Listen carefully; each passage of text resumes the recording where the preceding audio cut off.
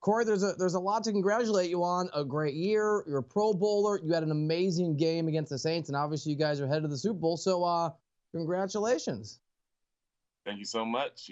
Super excited, ready for this Super Bowl. So you had, if I'm remembering properly, you had 12 tackles in that game against the Saints. I think 11 were solo. You had a huge game. Your team obviously had a huge game. What was that moment like for you personally, a guy that was undrafted 3 years ago, all the way to now the top of the mountain, you're going to the Super Bowl? Walk us through that moment when you realized you and your teammates had accomplished the ultimate goal.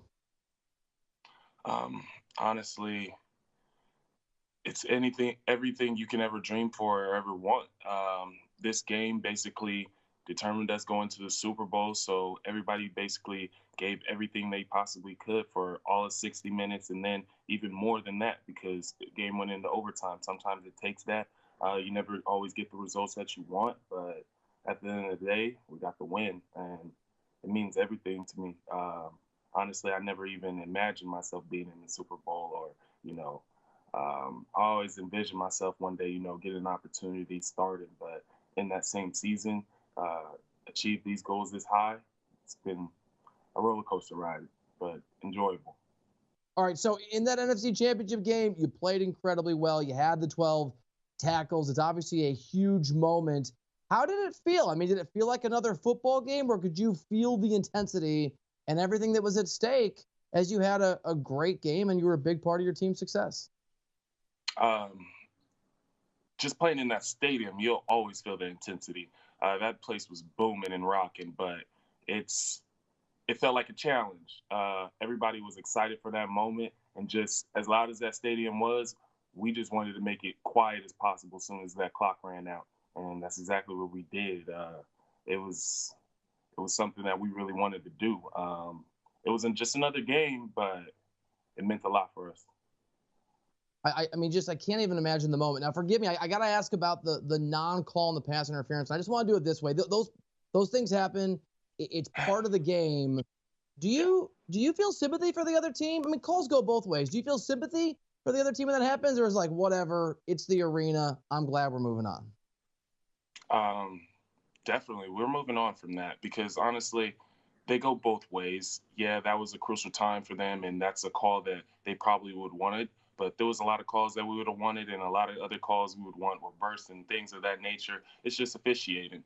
At the end of the day, you can't control it. All you can do is just play your game and do what you can do and try to get a win. Your rookie year, your first year in the NFL, you've been with the Rams all 3 years.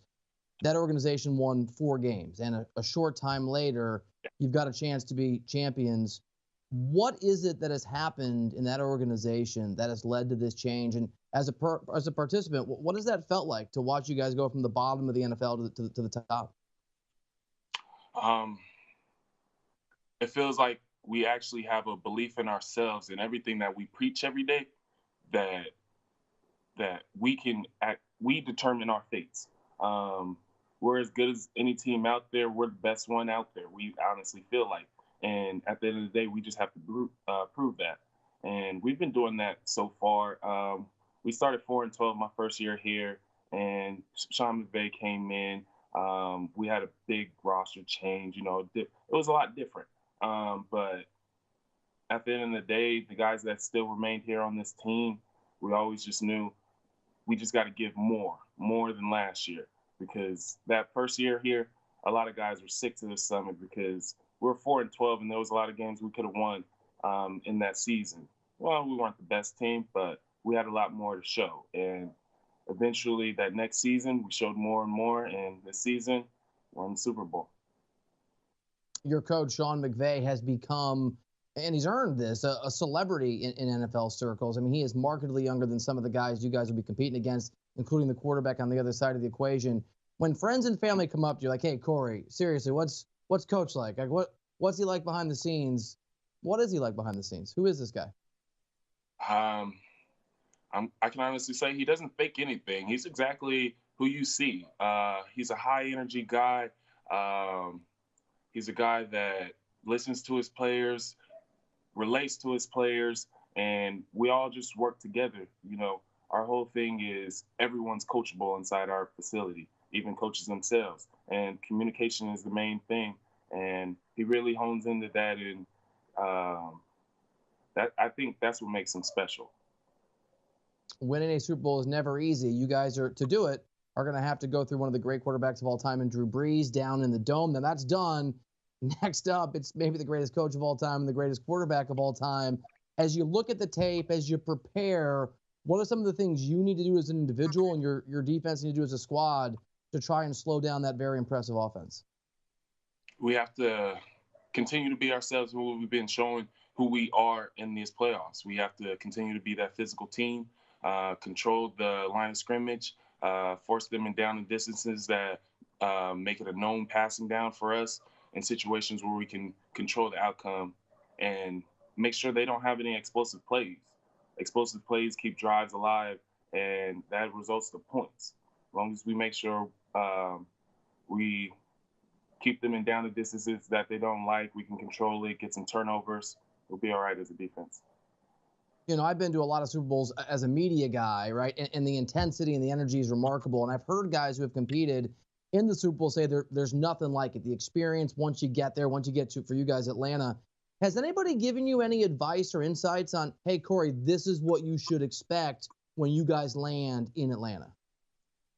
I keep hearing stories and stuff like that, like all of the merchandise that we're going to see, like the stuff we're going to see coming in our room. I signed with Nike, stuff from them or whatever.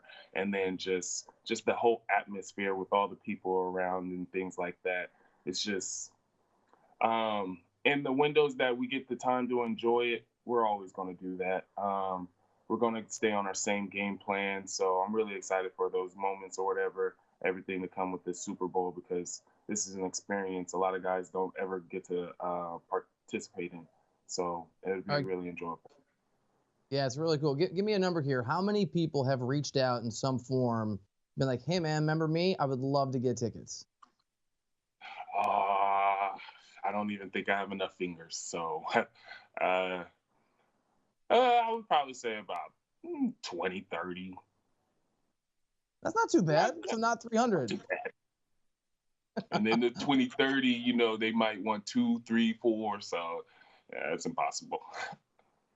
Well, it's very cool. You're from outside, I think, of San Diego. You're playing for that team now in Southern California. Congratulations to you and to the Rams. I know it's going to be an intense week and a half, and really appreciate you making the time. Congrats on your individual success and your team success. We'll be watching you in Atlanta next week. Thank you so much.